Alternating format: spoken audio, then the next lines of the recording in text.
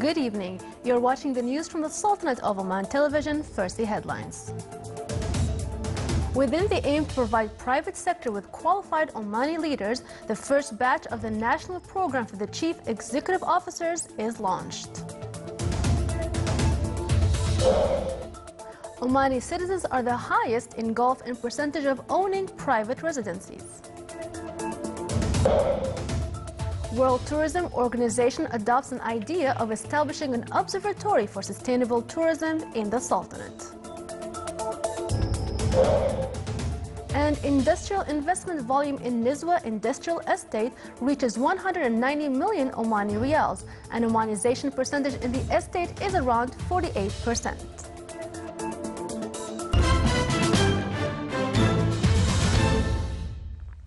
Those were the headlines. Now for the news in detail. With royal blessings of His Majesty Sultan Qaboos, 30 participants were chosen for the first batch of the National Program for the Chief Executive Officers, which is supervised by the Competencies Development Institute of the Diwan of the Royal Court. His Excellency Sayyid Khalid bin Hilal Al Busaidi, Minister of the Diwan of the Royal Court, presided over the program launching ceremony. The program, which provides a unique learning experience for the targeted category, aimed at providing the private sector with qualified Omani leaders in a bid to enhance the performance of the private sector and enabling it to play a bigger role in the growth of the national economy. The 12-month-long education program included 6 modules that covered the latest thoughts and researches on leadership. The program has been designed in partnership with the International Institute for Management Development, IMD, in Switzerland. The program helps in laying the foundation for the future Omani CEOs, as the participants joined experienced CEOs to help them build constructive relations and develop new capabilities for thought. They will also replicate new experiences for leadership, whether in business or at the individual or institutional levels.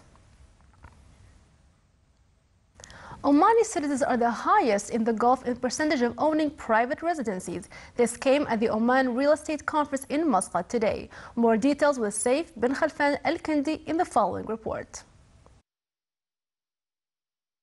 Oman's second real estate conference came out with updates on the current situation of real estate in the Sultanate and indicates the streams of the housing projects, as well as shedding light on His Majesty directives to establish accumulative housing complexes. Create an index. It's a starting position, so they asked us as KPMG to independently come up with. The conference also emphasizes the importance of reforming housing regulations and policies to meet the investment needs.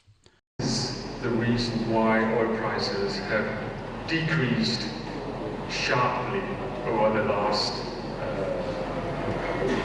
basically. Starting Oman Awards on real estate is the new aspect witnessed in the event. The awards provide a value added for the remarkable establishments that spend hard efforts in the field. Meanwhile, a code of Omani construction was unveiled during the event to be implemented with global criteria, recycling of water resources and saving energy. A typical project with that code will be at the logistical city at Barka. Well, market outlook and trends, policies and regulations were the key concepts of this year's real estate conference. It also provides an opportunity for developers to exchange ideas and experience in this field. Saif Al-Kindi for English News, Muscat. World Tourism Organization expressed its satisfaction with efforts by the Sultanate to uplift the touristic sector. UN International Organization expressed its satisfaction towards existing plans in Muscat to enhance and develop this aspect, stressing the ability of establishing observatory for sustainable tourism in the Sultanate as an experience model for other countries.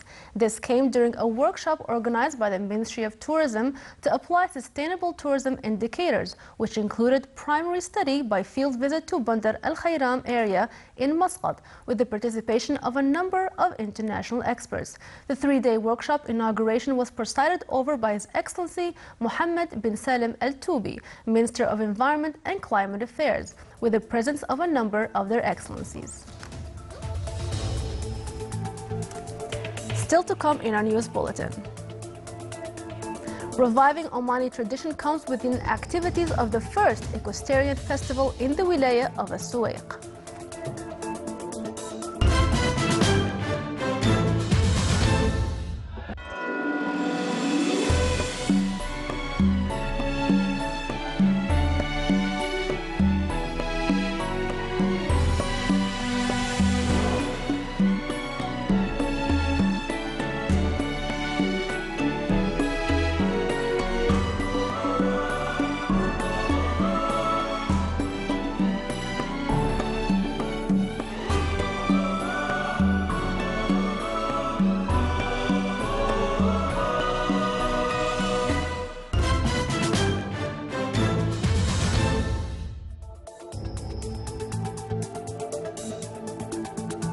Welcome back to the news from the Sultanate of Oman television. According to the United Nations, more than 150,000 Yemenis have lost their homes due to airstrikes over the last 6 weeks, leaving some homeless as they have nowhere else to go. Saudi Arabia and Yemen's rebel Houthi group yesterday agreed on a 5-day ceasefire. Meanwhile, Yemen's ex-president Ali Abdullah Saleh said the Arab-led coalition airstrikes that hit his home, reducing it to rubble, are an attack against Yemenis, who he urges to remain vigilant and resilient. Several people were airlifted to safety in North Texas after rising floodwaters left them stranded. A Texas National Guard helicopter airlifted 4 adults and 1 infant from the roof of their home near the city of Krum. Another helicopter rescued 2 adults near the city of Sanger from the roof of their pickup truck, which was surrounded by rushing water. Meanwhile, forecasters issued tornado watches for parts of Texas, Oklahoma, Arkansas, Iowa, South Dakota, Nebraska, Minnesota, and Missouri. A powerful typhoon that slammed into the northeastern tip of the Philippines has left at least 2 people dead and prompted nearly 3,500 residents to flee to shelters. Typhoon Nul has weakened since making landfall yesterday in Cagayan province's coastal town of Santa Ana. 2 men died from electrocution in Cagayan's Apari town, and nearly 3,500 were evacuated to safer grounds in Cagayan and Isabela provinces, following warnings to evacuate coastal and mountainous villages. The eye of the typhoon was 65 kilometers northeast of Basco, the capital town of the northernmost Bataan province, packing winds of 160 kilometers per hour and gusts of 195 kilometers per hour. Nul was expected to weaken further due to strong winds that will dissipate the heavy clouds around it. The typhoon is forecast to move away from the Philippines by tomorrow, heading for southern Japan.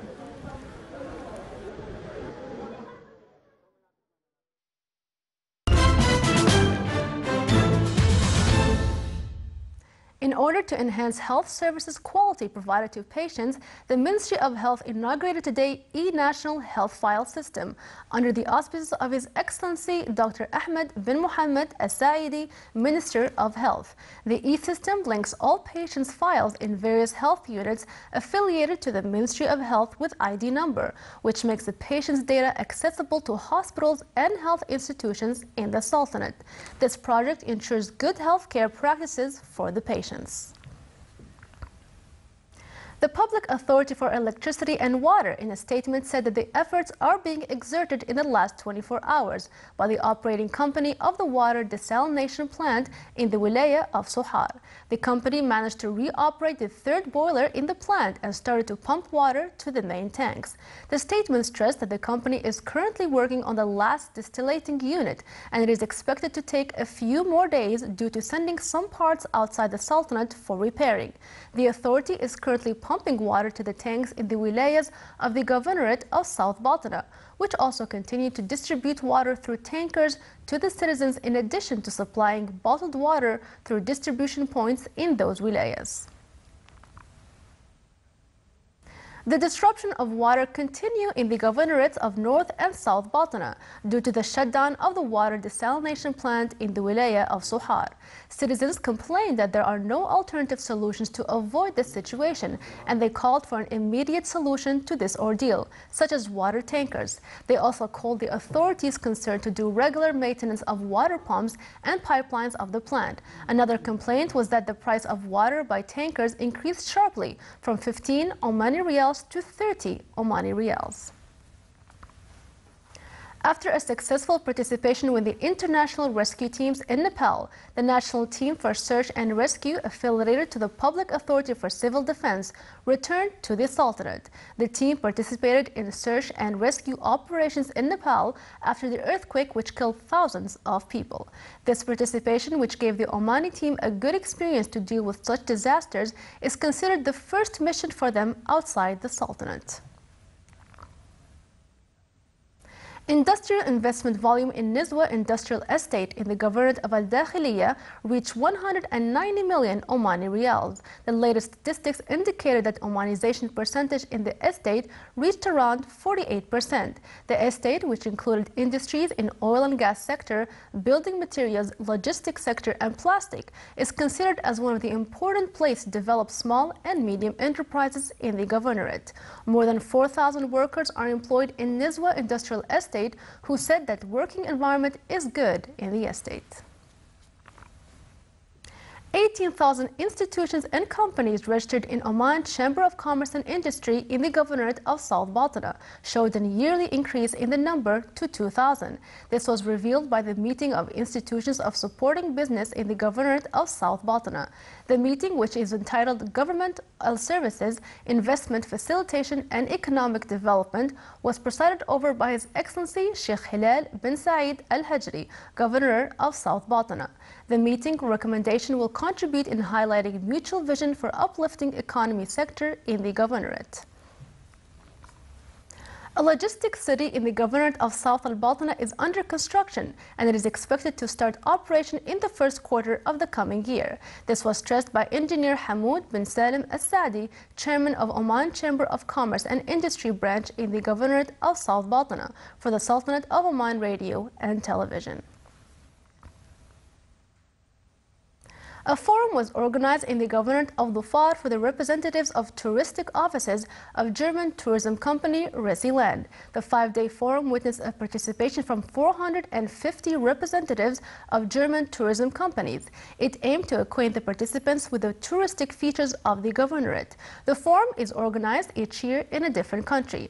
This year, the country of choice was the Sultanate, and specifically the Governorate of Dhofar for its touristic potentials. The Ministry of Tourism is keen to take part in such forums and conferences so as to further promote the tourism in Oman.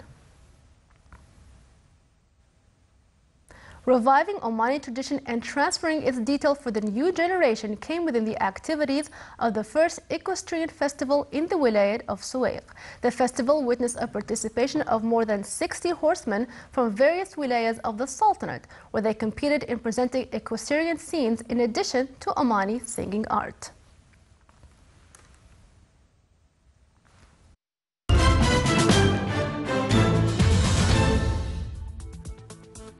Now for the general weather forecast. Clear skies will prevail over the Sultanate with cloud accumulation over Hajar Mountains, with chances of rain over parts of the Governorate of Musandam. Winds will be northeasterly light to moderate along the coast of the Sea of Oman, while it will be southerly to southeasterly light to moderate along the rest of the Sultanate. Seas along the coast will be moderate to rough with a maximum wave height of 2.5 meters.